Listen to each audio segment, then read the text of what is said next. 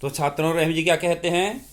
रहीमन धागा प्रेम का, मत तोड़ो चटकाए, टूटे से फिर ना जुड़े, जुड़े गांठ पर जाए। रहीम जी बड़े सरल शब्दों में आपको बताना चाहते हैं कि हे मनुष्य, तुम सामाजिक प्राणी हो। समाज में रहते हुए तुम्हारा व्यवहार अच्छा होना चाहिए। एक दूसरे व्यक्ति के प्रति प्रेम का, स्नेह का बर्ताव होना चाहिए। यहाँ पर रहीम जी एक धागा और प्रेम, इन दोनों के अंदर एक रूपता दिखाई है। जिस तरह से धागा अखंडित होता है, कोमल होता है, ठीक उसी तरह से प्रेम भी अखंडित होता है। प्रेम भी बड़ा कोमल होता है।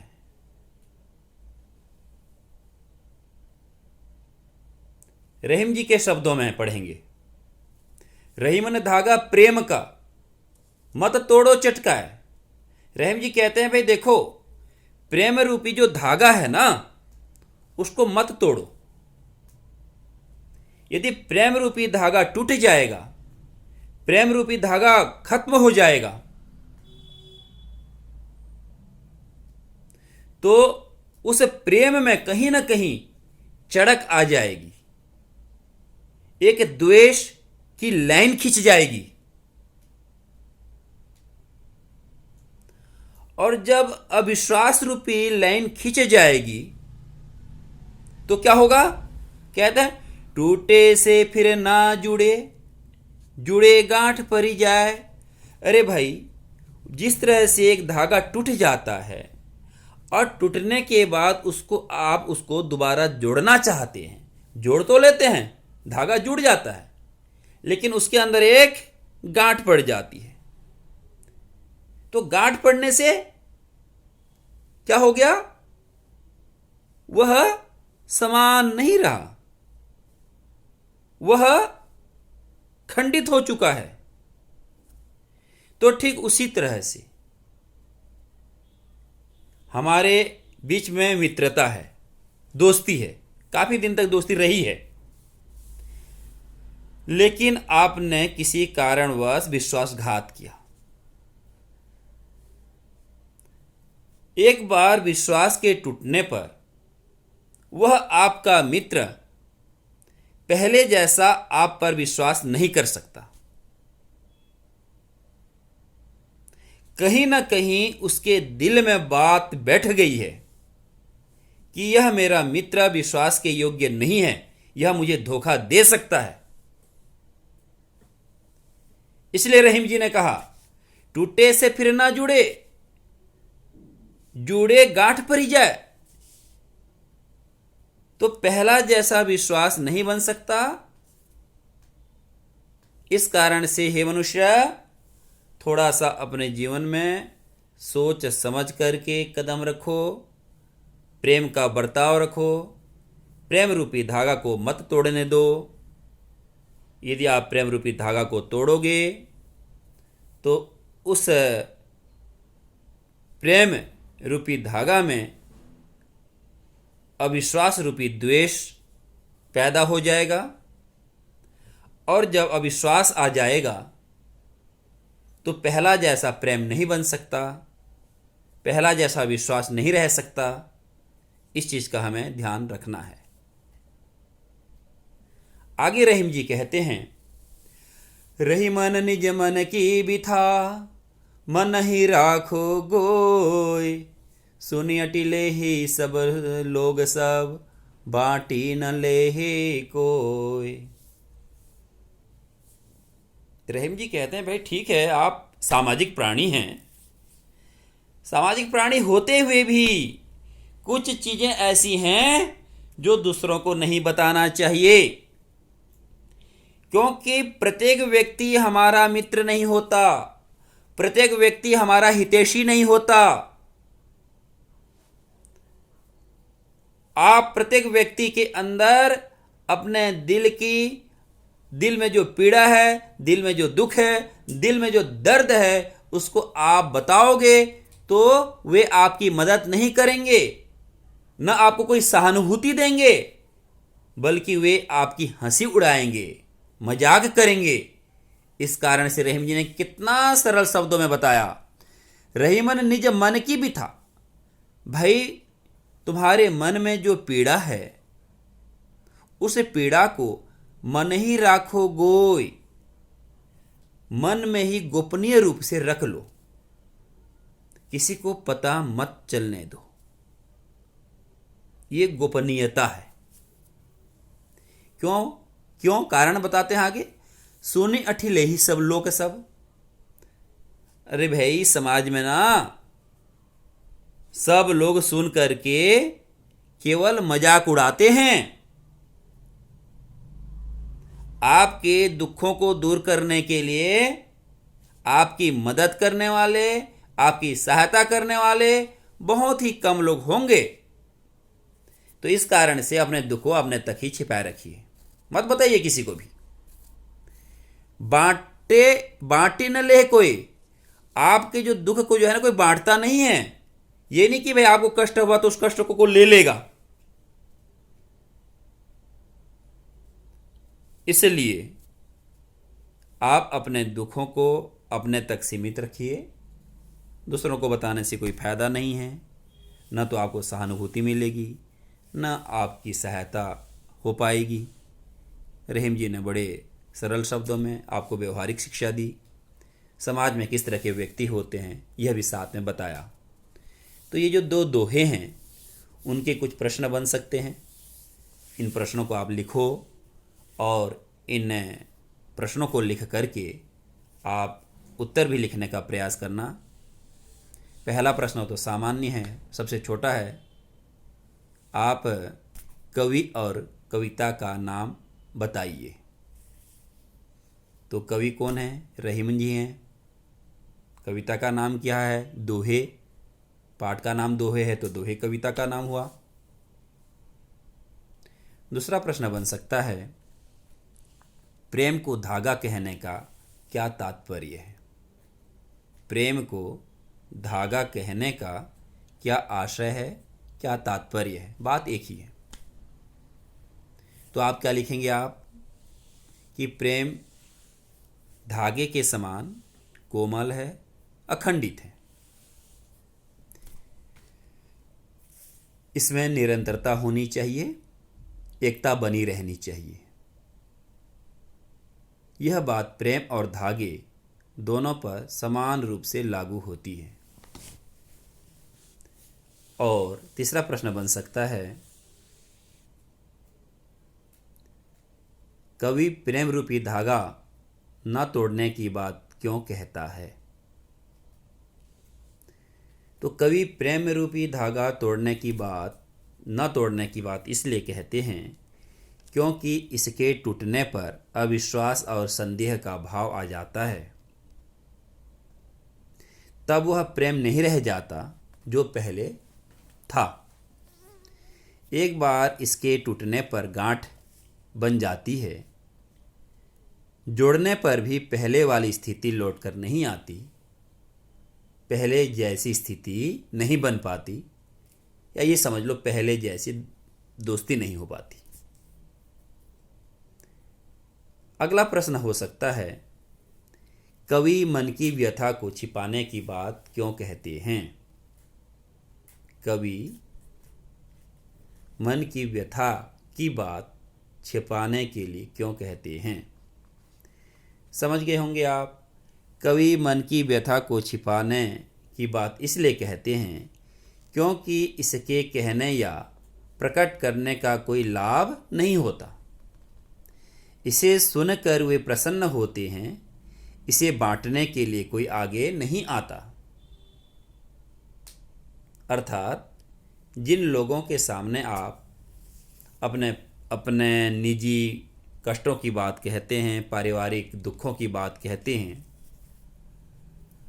तो आपको सहानुभूति की जगह, सहायता की जगह उनके माध्यम से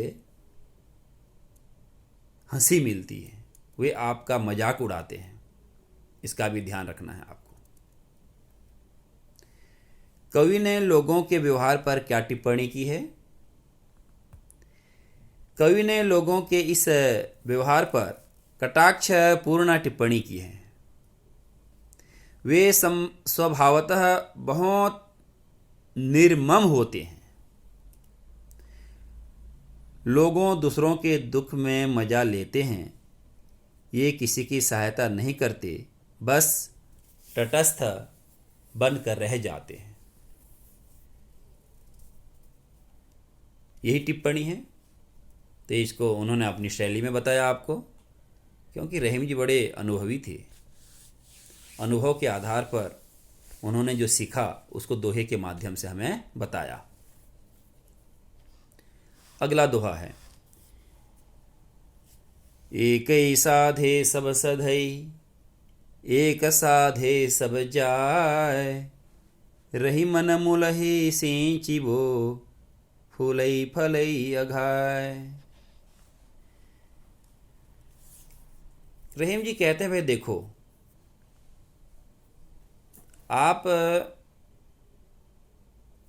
आपका जो मुख्य उद्देश्य है उस उद्देश्य को पूरा कर लो। बाकी जो छोटी मोटी चीजें हैं वो अपने आप पूरा हो जाएगा। वस्तुतः यहां पर ईश्वर से संबंधित बात की गई है। और किस तरह से कि प्रायः हम लोग असंख्य देवी देवता मानते हैं, और असंख्य देवी देवता मानने के कारण पूजा पद्धति भी अलग अलग है। लेकिन रहीम जी का कहना है कि जो आप जो अनेक देवी देवता मानते हैं ना, उन सबका भी जो देव है, अर्थात जो परम पिता परमेश्वर है, परमात्मा है,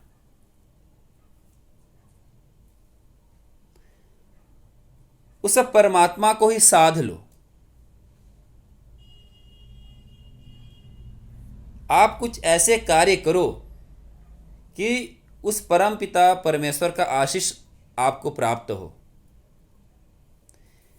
जब उस परम पिता परमेश्वर का आपको आशीर्वाद मिल जाएगा तो जो अन्य देवी देवताएं हैं उनसे मदद मांगने की जरूरत नहीं पड़ेगी, उनके सामने हाथ जोड़ने की जरूरत नहीं पड़ेगी। रहीम जी के शब्दों में, एक के साधे सब सधई, एक का साधे सब जाए। अरे भाई, जो सबसे हेड हैं, सबसे बड़े हैं, जो परमपिता परमेश्वर हैं, उनको ही आप साध लो, अपना बना लो। एक उदाहरण बता रहा हूं आपको। जैसे कुछ व्यक्ति होते हैं, उन्होंने जो देवगण हैं उनकी पूजा करते हैं। उदाहरण के लिए जैसे सूर्य देवता, नहाया धोया, तालाब के अंदर खड़ा होकर के सूर्य की तरफ देख करके अर्घ्य देते हैं और उस सूर्य से प्रार्थना करते हैं कि हे प्रभु, हे सूर्य देवता, आप हमें ये चीज़ें दीजिए, दुखों को दूर कर दीजिए, आदि आदि। अब ये बताओ, जो सूर्य देवता है, उस सूर्य देवता का देव कौन है? उसका मालिक कौन है? भाई, उस सूर्य को बनाने वाला कौन है? सूर्य को तो बनाने वाला कोई है ना, उसका नाम परमात्मा है। तो जब उस सूर्य देवता को बनाने वाला परमात्मा है, तो हम देवता की पूजा ना करके डायरेक्ट उस परमात्मा से जुड़ने का काम करेंगे तो ज़्यादा अच्छा होगा।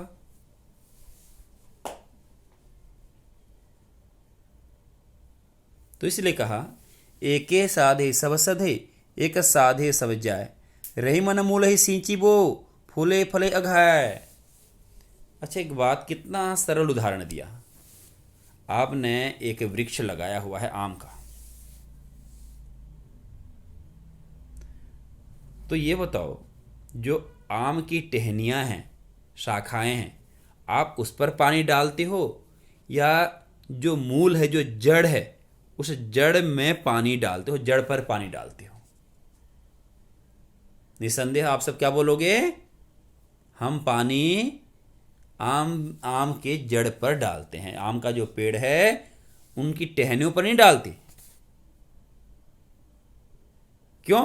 क्योंकि जब हम जड़ पर पानी डालते हैं तो वह पानी टहनियों तक अपने आप पहुंच जाता है।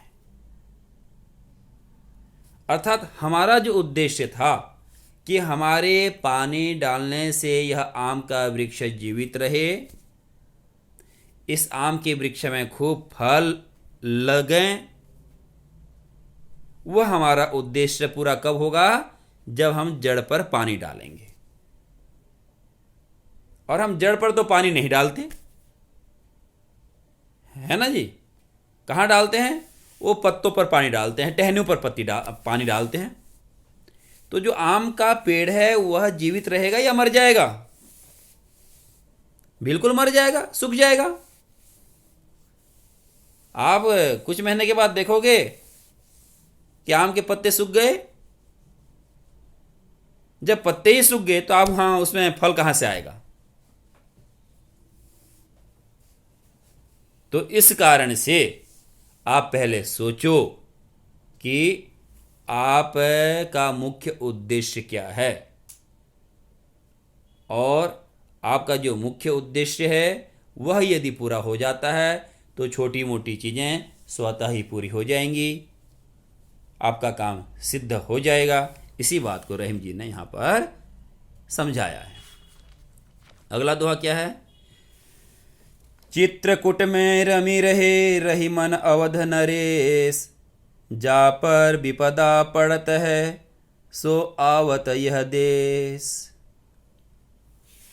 अवध नरेश कौन है जानते हैं आप? अवध मतलब अयोध्या के, नरेश मतलब राजा। तो अयोध्या का राजा कौन था जी? मर्यादा पुरुषोत्तम श्री रामचंद्र जी। कहाँ के राजा थे? अयोध्या के राजा थे, है ना? तो रहीम जी कहते हैं, देखो, जो अयोध्या के राजा थे श्री रामचंद्र जी, वे भी चित्रकूट में आए थे। और वह चित्रकूट नामक जो स्थान है उसकी क्या विशेषता है कि उस चित्रकूट नामक स्थान पर, पर्वत पर जो जाता है, जाने वाले को शांति मिलती है। मन में जो व्यथा है, मन में जो दुख है, मन में जो कष्ट है, वह दूर हो जाता है। तो कहा, जा पर विपदा पड़त है। जिस व्यक्ति पर मुसीबत का पहाड़ आ गिरता है, वह व्यक्ति उस चित्रकूट नामक पर्वत पर जाता है और वहां जाकर के शांति प्राप्त करता है। वहां जाने के बाद उसका मन शांत हो जाता है, दुखों से दूर हो जाता है। इसलिए रहीम जी ने क्या कहा? चित्रकूट में रमी रहे, रही मन अवध नरेश, जा पर विपदा पड़त है, सो आवत यह देश। यहां देश का मतलब भारत देश से नहीं है, अमेरिका देश, इंग्लैंड देश से कोई लेना देना नहीं। देश का मतलब है स्थान। देश का मतलब है स्थान, ठीक है? तो विपत्ति पड़ने पर वह इस स्थान पर आए थे और आते हैं। तो प्रश्न लिख सकते हैं आप जल्दी से। कवि ने किसकी साधना करने को कहा है और क्यों? कवि ने किसकी साधना करने को कहा है और क्यों? पहला प्रश्न। इसका उत्तर क्या हो सकता है? कवि ने एक परमात्मा की साधना करने को कहा है। कवि ने एक परमात्मा की साधना करने को कहा है। क्यों कहा है जी? उसकी साधना करने से अन्य देवता स्वयं सध जाते हैं। उस परमात्मा की साधना करने से जो अन्य देवता हैं वे स्वभावतः ही अपने आप ही प्रसन्न हो जाते हैं।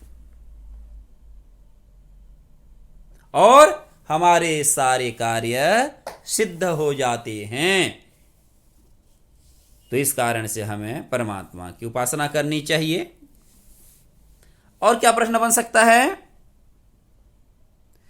पहले दोहे के कथ्य का समर्थन किस उदाहरण के द्वारा किया गया है? पहले दोहे के कथ्य का समर्थन किस उदाहरण के द्वारा किया गया है? तो उत्तर क्या मिलेगा जी आपको? पहले दोहे के कथ्य के समर्थन में कवि वृक्ष की जड़ का उदाहरण दिया है। किसका उदाहरण दिया है? वृक्ष की जड़ का उदाहरण दिया है। जड़ की सिंचने से पर्याप्त मात्रा में फूल और फल लग जाते हैं। जड़ में यदि पानी डालोगे तो पर्याप्त मात्रा में फूल और फल लग जाएंगे, क्योंकि जड़ में यदि पानी डलेगा तो वह वृक्ष हरा भरा रहेगा।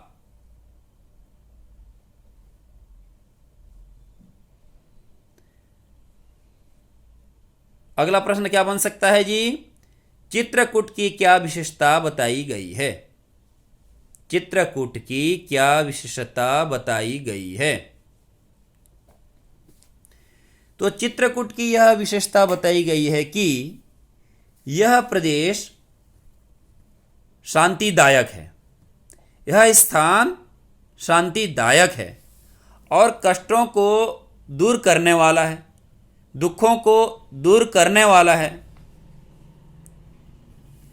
जिस पर भी मुसीबत पड़ती है वह यहाँ आता है, इस शांति प्रिय जगह पर आता है। और उदाहरण दिया श्री रामचंद्र जी का। श्री रामचंद्र जी यहाँ पर आए थे। कब आए थे ये कहानी आपको पता है। अगला प्रश्न बनेगा, अवध नरेश का उल्लेख किस प्रसंग में हुआ है? अवध नरेश का उल्लेख किस प्रसंग में हुआ है? तो अवध नरेश श्री रामचंद्र जी यहाँ सीता लक्ष्मण के साथ काफी दिनों तक रहे थे। वे यहाँ के वातावरण में पूरी तरह से रम गए थे। यहाँ उन्हें असीम शांति मिली थी। और यह कब रहे थे ये भी आपको पता है, जब उनको वनवास हुआ था। तो ऐसे अवसर पर उन्होंने चित्रकूट नामक पर्वत पर रहना उचित समझा था। तो ठीक है, ध्यान से आप इन प्रश्नों